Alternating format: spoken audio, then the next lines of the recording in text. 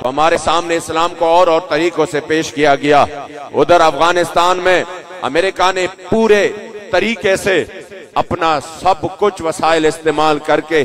اپنا ایٹمی اسلحہ استعمال کر کے، اپنے میزائل استعمال کر کے انہوں نے ادھر ان کے تجربے کیے مسلمانوں پر. وہ دہشت گرد نہیں بنے، دہشت گرد پھر بھی ہم بنے. انہوں نے پورا یمن اجاڑا، انہوں نے پورا شام اور عراق اجاڑا، 10 لاکھ معصوم بچے شہید کر دیے، پھر بھی وہ دہشت گرد نہیں بنے. پھر بھی وہ باطل کے حفاظت کی فال و فر کے واسطے اقبال کہتے ہیں یورپ زرا میں ڈوب گیا دوشتا کمر. انہوں نے اپنے باطل کے حفاظت کے لیے، اپنے دنیاوی جاہ و جلال کی حفاظت کے لیے یورپ زرا میں ڈوب گیا دوشتا کمر.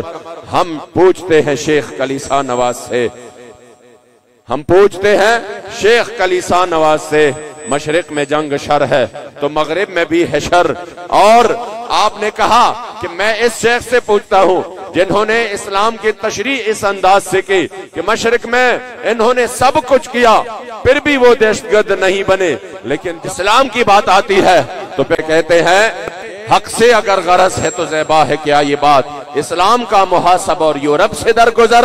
یورپ کی بات آ جائے تو ادھر آنکھیں نیچے ہو جائے، ادھر بات بھی دہشت گردی ہو جائے، ادھر بات بھی انتہا پسندی ہو جائے، لیکن اسلام کی بات آ جائے جہاں ہم کٹ مرتے رہے، جہاں ہمارے لاکھوں مسلمان شہید ہوتے رہے، ہماری ماؤں بہنوں کی عزتیں لوٹی گئی، تو ادھر کہتے ہیں نہیں نہیں اسلام امن کا درس دیتا ہے. تو اس لیے بابا جی پکار اٹھے کہ امن کا درس تب دیتا ہے جب حضرت بلال کعبے کی چھت کی اوپر ہو، جب کشمیر کی ماؤں بہنوں کے آہوں اور سسکیوں کی حفاظت ہو اور اس کو سنی جائے، تب اسلام امن کا درس دیتا ہے. لیکن جب کشمیر کی ماؤں بہنوں کی عزتیں لٹتی رہے اور برما کے معصوم بچیوں کے کباب بنتے رہے تو پھر اسلام اسی وقت امن کا نہیں میدان میں نکل کر غیرت کا درس دیتا ہے. رسول اللہ لبیک لبیک لبیک یا رسول